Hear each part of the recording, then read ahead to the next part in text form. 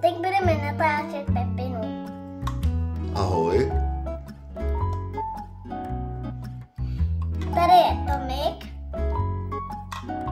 Tohle je sestřenice Pepina. To je Lucinka. Jejich taky kámoška. Čila na dovolenou.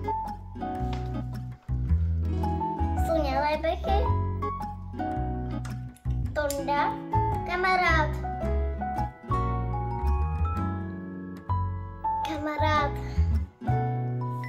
No Tunda je kamarád koho?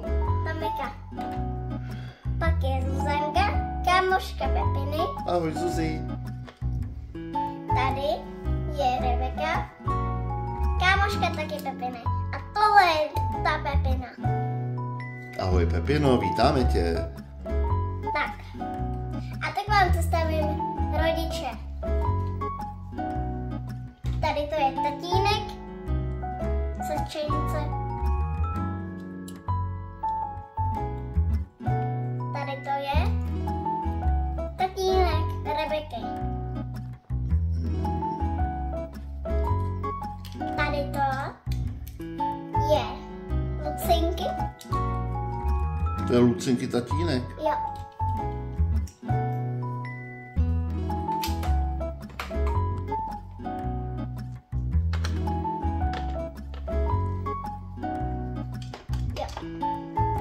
Tady to je teď tatínek Pepiny. Ahoj táčko. A Tomika.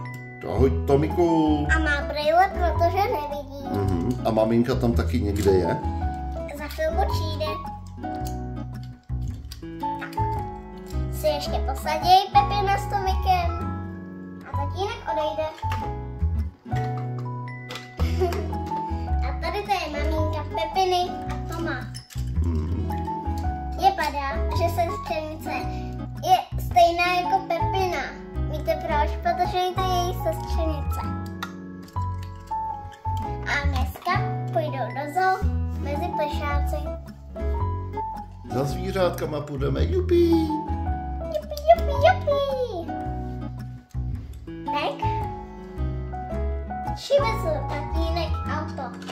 Ale tatínek říká, tam se všechny nevejdeme. To se asi nevejdeme, děti. Tak půjdeme. Někdo půjde autem, někdo půjde pěšky, protože je to skoro hned vedle. Tak to jo. Tak někdo autem. Ty malí asi autem. A ty větší by mohli dojít, že jo, mamčo? Jasně. Tak. A my půjdeme pěšky, máme svoje nohy. A vy tam budete na nás čekat, řekla tatínkovi maminka. To nevadí, jo? Jsme to vypadli, nebo tady je parkoviště. Neparkoviště tady. Zaparkujeme domečku našeho. Tak. Stoupíme děti. A kde je zbytek dětí? Ten za chvilku půjdou. Aha. A my čekáme u chodu. Tak jo, budeme na ně čekat. A podíváme se, kde je zbytek. Jasně. A podíváme se ještě na tohle pevnýho medvídka. Tak. A děti. Teda. Tatínek někde zaparkoval, takže půjde Pepina, protože už je starší, tak může sama chodit i s pejskem. Tak půjdeme i s pejskem. Můžou tam i psy. A půjde sama se Zuzkou.